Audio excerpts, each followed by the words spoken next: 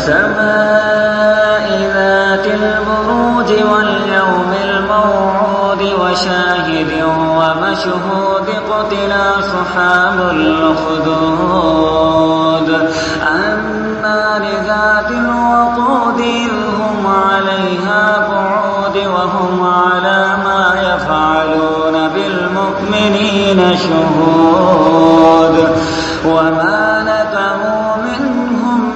إلا أن يؤمنوا بالله العزيز الحميد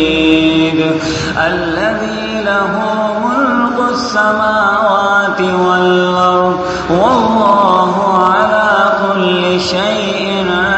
شهيد إن الذين آمنوا وعملوا الصالحات لهم جنات تجري من تحتها الأنهار ذلك الفوز الكبير إن بطش ربك لشديد إنه هو يبدئ ويعيد وهو الغفور الودود ذو العرش المجيد فعال لما يريد هل أتاك حديث الجنود فرعون وثمود